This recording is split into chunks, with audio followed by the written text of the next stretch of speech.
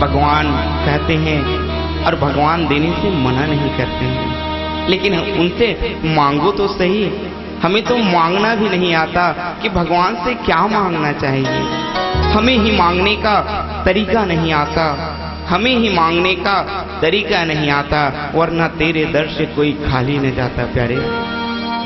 हमें तो मांगना नहीं आता, उन परमात्मा से क्या मांगे हम।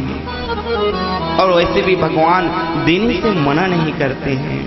भगवान कहते हैं ये बंसी लेकर इसलिए खड़े हैं, आप जब भी देखेंगे ठाकुर जी हमेशा इंतजार करते रहते हैं अपने भक्तों का।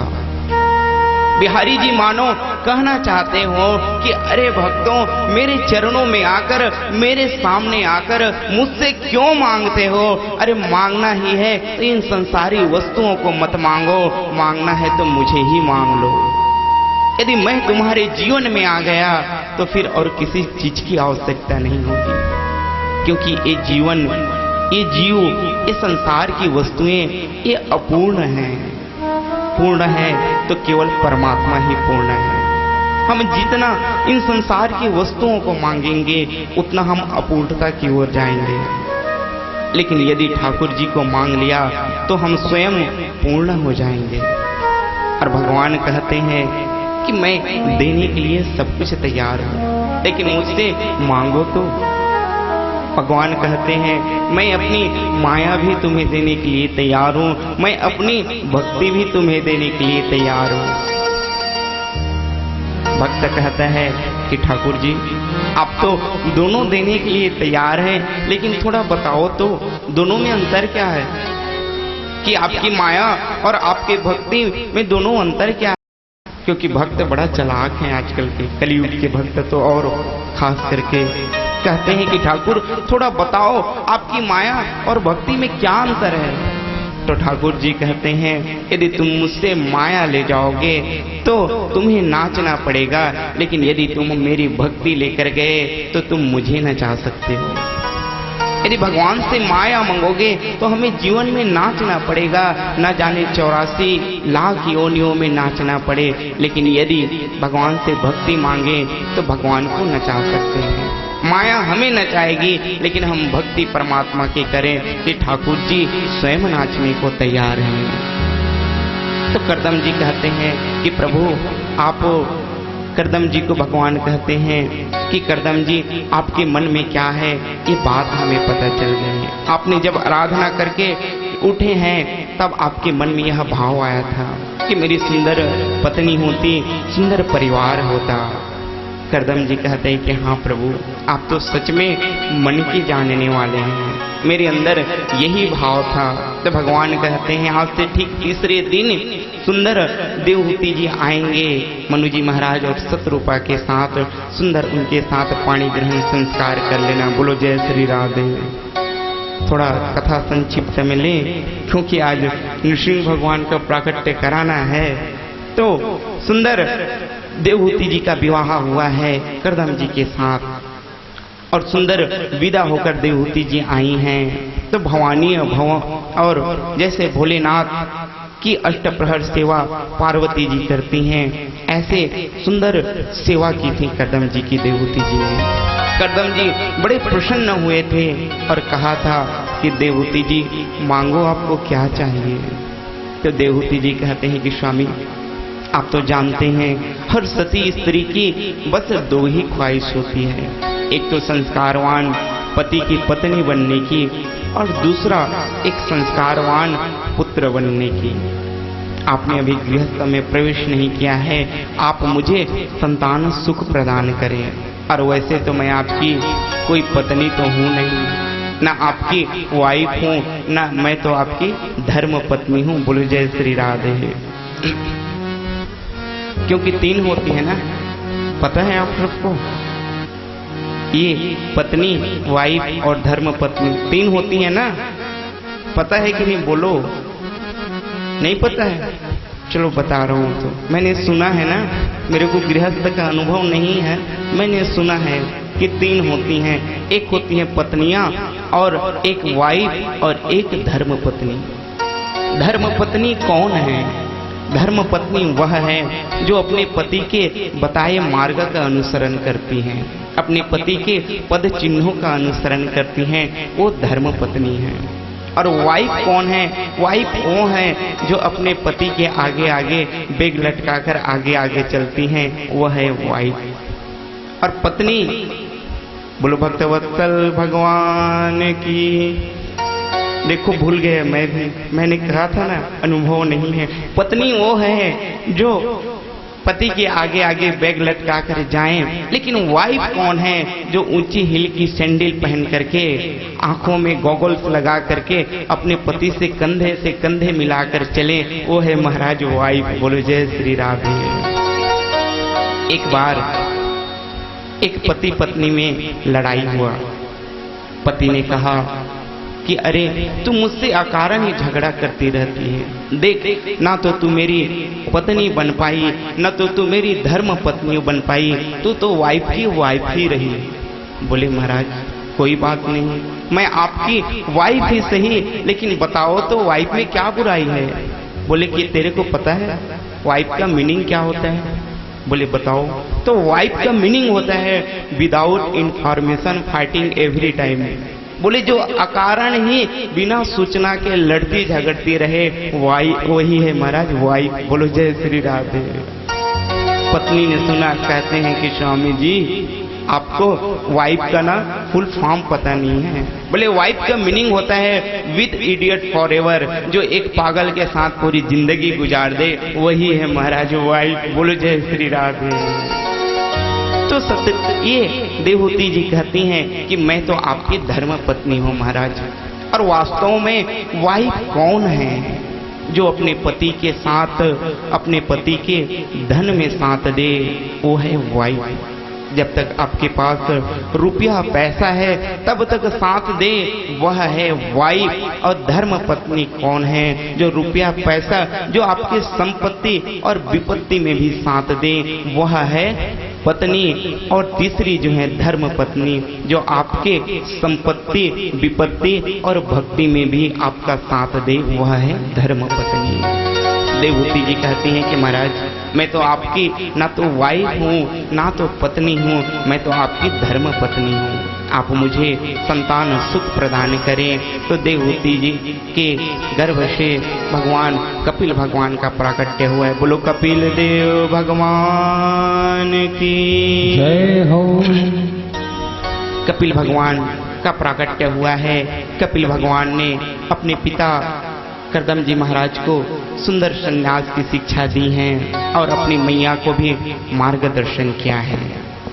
देवहूति जी जब भगवान के शरणागत हुई हैं, कहते हैं देवहूति जी कितना सुंदर, कितम त्वागताहं शरणं शरण्यं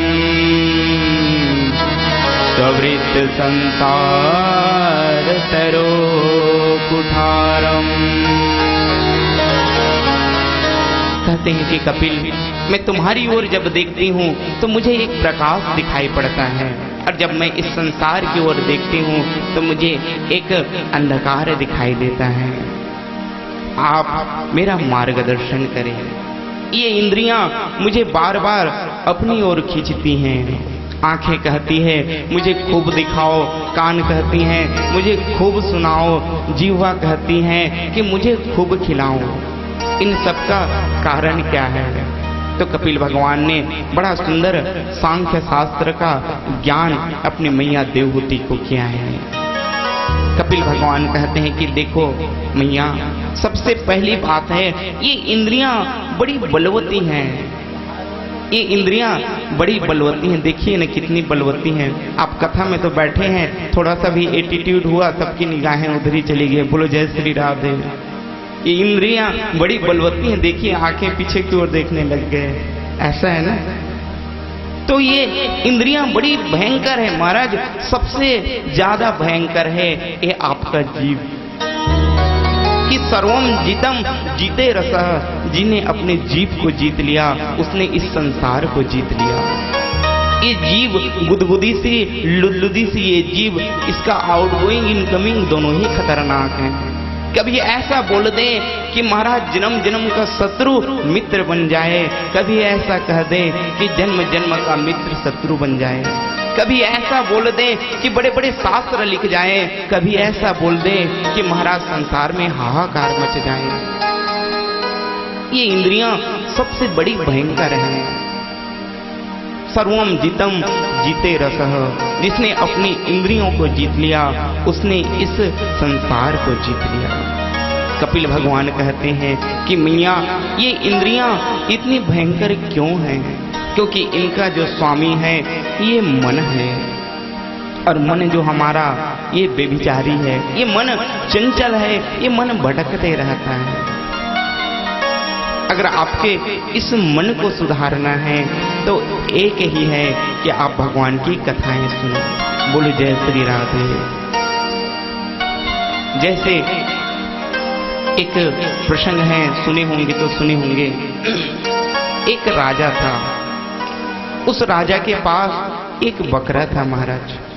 वो बकरा इतना भयंकर था कि उसको कितना भी खिलाओ उसका पेट भरता नहीं था। खूब खिलाओ 24 घंटा भी खिलाते उस बकरे का पेट भरता नहीं था। राजा ने पूरे राज्य में घोषणा कर दी कि जो इस बकरे का पेट भरेगा मैं उसे अपना आधा राज्य दे दूंगा। 2 दिन का समय बांधा है, 2 दिन में बकरे का पेट भरना है। महाराज बड़े बड़े सेठ साहूकार आए, बड़े बड़े गौटिया लोग आए, बोले कि महाराज बकरा को लेकर गए, खूब खिलाते, इतना खिलाते कि बकरा चल भी नहीं पाता था। राजा के यहाँ लेकर आए कि महाराज बकरे का पेट भर गया। राजा अंदर से हाथ में चने लेकर आता, वो बकरा को दिखाता, बकरा चना फट से खाता। बोले कहाँ भरा है पेट? बोलो जय श्री राधे। अभी तो पेट भरा ही नहीं, देखो चना खा रहा है। अब ऐसी घटना घटती रही। ये जो घटना एक बार एक संत के कान में पड़ी। संत को आश्चर्य हुआ महाराज कि बोले ये कैसा बकरा है जिसका पेट भरता ही नहीं है। संत गया राजा के दरबार में, कहा जी हाँ भैया कौन सा बकरा है, कैसा बकरा है, थोड़ा दिखाओ हमें। राजा ने कहा कि अरे बड़े बड़े सेठ साहूकार गौटिया लोग इसका पेट भर नहीं पाए, तो एक भिखमंगा सा इसका पेट कहाँ से भरेगा? संत को आई महाराज गुस्सा। संत ने कहा कि राजा सावधान, आप मेरे को राज्य मत देना, दूसरे को 2 दिन देते हो, मेरे को 1 दिन का टाइम दो। बोले ऐसी बात है तो ले जाओ बकरा। अब वो संत उस बकरे को लेकर गए हैं महाराज, एक रस्सी से बांधा है, दूर सुंदर सुंदर हरी घास रख दी है, और जैसे ही वो बकरा उस घास को खाने जाए, जो डंडा लगाए महाराज, बोलो जय श्री राधे।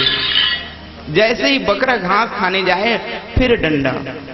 जितनी बार बकरा ने घास को खाना चाहा उतनी बार डंडा से मारा है। 24 घंटा उसे डंडा से मारता ही रहा महाराज। 24 घंटा पूर्ण हुआ है। आज लेकर आए हैं राजा के दरबार में। अब वो बकरा तो महाराज चल भी नहीं पा रहा है, गिर गिर के बकरा चल रहा है। एक हाथ में डंडा है, एक हाथ में रस्सी से बांधा है। हाँ जी राजा साहब, आपका बकरा का पेट भर गया। अब राजा ने देखा महाराज लोग तो ऐसे ले जाते थे और ऐसे करके लाते थे, ये महात्मा तो ऐसे ले गया था महाराज, ऐसे करके लाया, ये बकरा तो वो चल भी नहीं पा रहा है। अब राजा ने जैसे ही चना लेकर आया, अब वो चना तो मानो बकरा को रसगुल्ले दिखाई पड़ रहे हैं। 24 घंटे से कुछ खाया नहीं है, लेकिन मन में विचार किया कि अब की बार यदि मैं खाने जाऊं, अब की बार यदि डंडा पड़ी तो मानो मैं तो मर ही जाऊंगा महाराज। यह सोचकर बकरे ने चना नहीं खाया है और राजा ने एक घोषणा करा दी कि बकरे का पेट भर गया। ये प्रसंग मैंने आपको क्यों सुनाया? वो राजा कौन है? वो राजा हम जीव ही वो राजा हैं। उस राजा के पास वो बकरा कौन है? ये हमारा मन ही वो बकरा है महाराज। आप अपने मन को कितना भी खिलाओ, इस मन की तृप्ति नहीं होती है। 100 साल तक खिलाते रहे, इस मन की तृप्ति नहीं होती है। हमारी इंद्रियों की तृप्ति नहीं होती है। आंखें रोज कहती है हमें खूब दिखाओ, जिह्वा रोज कहती है खूब अच्छे खिलाओ, और ये त्वचा रोज स्पर्श मांगती है। वो संत कौन है? सदगुरु ही वह संत है। वो उनके पास डंडा कौन है? वो सत्संग ही वह डंडा है, गुरु के वचन ही वह डंडा है। जब तक उस डंडे से इस जीव को मार नहीं पड़ती है, तब तक ये जीव इस संसार की अमात प्रमाद का परित्याग नहीं करता है। और जब एक बार यदि सत्संग की लगन लग गई तो फिर आप अपने मन को कहीं लगाओ, वो और इस संसार में नहीं लगेगा, लगेगा तो मेरे बिहारी जी के चरणों में ही लगेगा। बोलो भक्तवत्सल भगवान की। मेरी लगी श्याम संग प्रीत दुनिया क्या जाने, मेरी लगी श्याम संग प्रीत दुनिया क्या जाने। मेरी लगी रे मेरी लगी रे मेरी लगी है श्याम संग प्रीत दुनिया क्या जाने। मेरी लगी श्याम संग प्रीत ये दुनिया क्या जाने। तो क्या जाने कोई क्या जाने, क्या जाने कोई क्या जाने। वो क्या जाने कोई क्या जाने, क्या जाने कोई क्या जाने। वो मेरी लगी रे मेरी लगी रे मेरी लगी है श्याम संग प्रीत दुनिया क्या जाने। मेरी लगी श्याम संग प्रीत दुनिया क्या जाने। हरि वो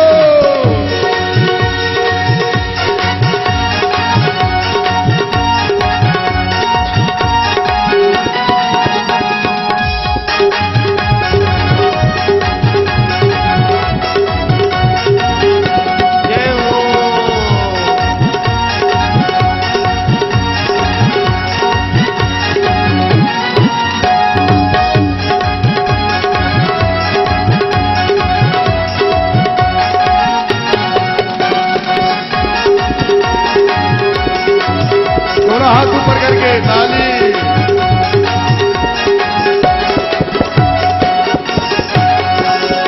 लगने लगी मेरी श्याम दिगन से, लगने लगी मेरी श्याम दुल्हन से। लगने लगी है मेरी श्याम दिगन से, लगने लगी मेरी श्याम दुल्हन से।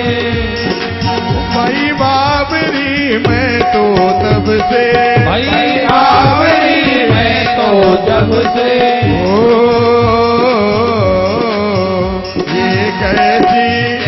ये कैसी है पागल प्रीत दुनिया क्या जाने। ये कैसी पागल प्रीत दुनिया क्या जाने।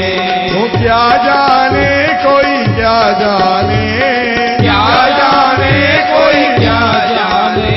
वो क्या जाने